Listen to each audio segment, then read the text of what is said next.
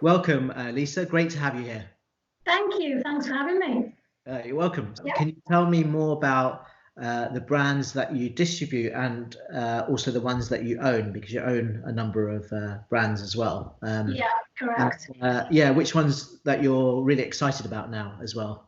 Okay, so our distributor brands are Panda Licorice, Freedom Mallows, which is the vegan mallow range, and we also have another brand called Little Miracles, which is a range of very kind of healthy organic fruit juice drinks.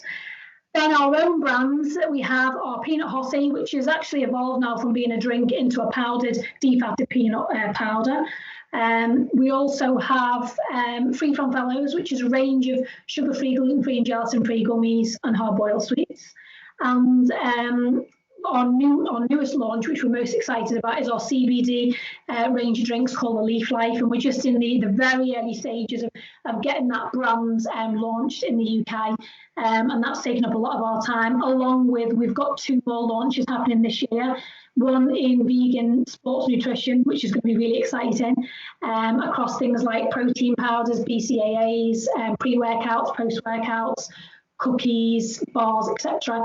So that's a new range That's a whole new range, yeah, and that's a distributor brand that we're doing a joint venture with them on, which is a fantastic range, and that's going to be going out in September. And then one of the brands, which is called Doodles, and that is a lightly sparkling range of soft drinks that's going to be targeted primarily at kids in a colour me can, which allows them to colour the can, wipe it and recolour it, and that is going to be going out in September as well. So we've got quite a nice mix of distributor brands and own brands. Yeah. Irrespective of which the brand is, they all follow the same route to market in that we deal with all the supermarkets, we deal with all the high street retailers and all the main wholesalers in the UK, and they all funnel down those sectors. Yeah. Are you finding any sort of retailers more advanced in terms of their trend and their thinking in terms of what ones they're open to start, especially in relation to plant-based meals? And I know they can track things like who's searching for what on their sites if it's online. And do you have any thoughts around that, or can you speak about that? I think they could do a lot better. I think give them credit where credit's due, particularly a shout out to Sainsbury's. I think what Sainsbury's have done both in their ambient and their chill section for vegans has been fantastic, and Waitrose are very, very similar. And in fact, Tesco is really, really up in its game now as well.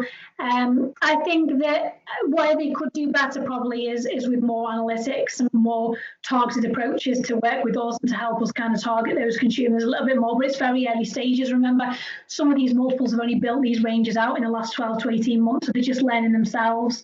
And right now, I think what their priority remains is to make sure that they've got the basics covered, and they've got, let's say, the staple parts covered, so the vegan burger, the vegan sausage, before they get too exotic and bring in the vegan ice creams or all those kind of things. And I've definitely seen in the last 12 months a major change in that, and I think they are becoming more let's say more intelligent with it. But I think with regards to digital platforms and omni-channel kind of opportunities, there's a long way to go with that.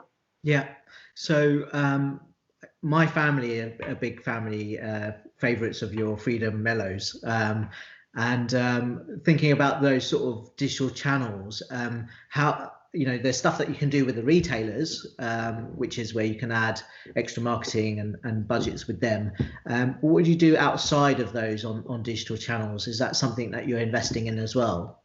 Yeah, I mean, again, Freedom Mallows is a distributor brand, so the actual owners of that brand do a lot of the marketing themselves, and we work in with them to do a bit of trade marketing. But the main aspect that we're using there is targeted social media, and also selected print media as well, in the likes of Vegan Life and Vegan Food and Living, etc. All those kinds of titles.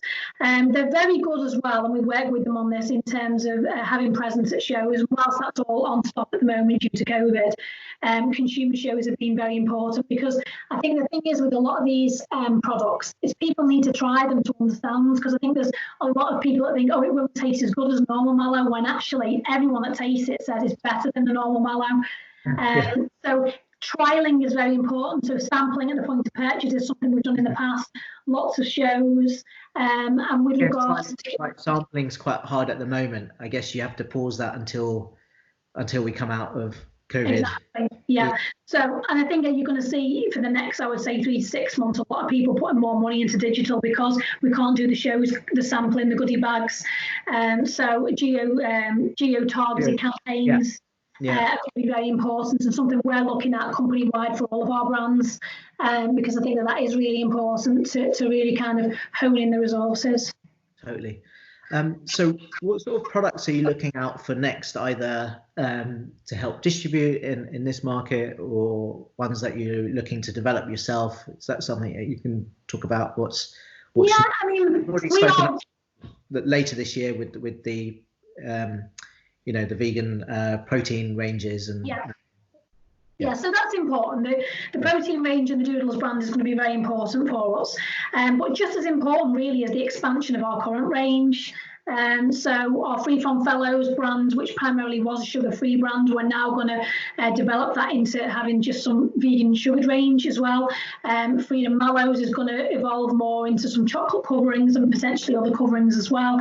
Nice kind of Impulse smaller bags, Impulse smaller bars, because Impulse is very much, it's experiencing high rates of sale at the moment. In a lot of the high street retailers, but yeah, I'd say on the subject of that, a lot of things are going to be really down to distribution increasing in the stores that we've already got, and also expanding our range through flavour expansion, reformatting the packaging.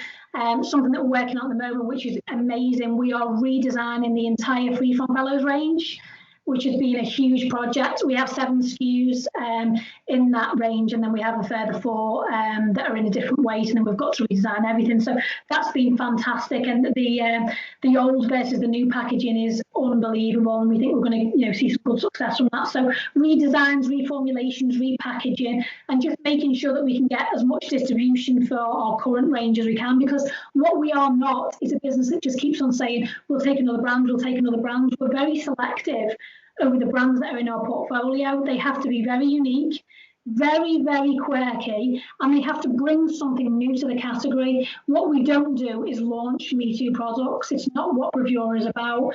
Everything that we have in our portfolio is very quirky and very unique, and you have to have that story, and if you've got that story on the back set of passionate founders, myself and Carl that own the business, who are both vegan, then it really, really helps and selling that to the trade.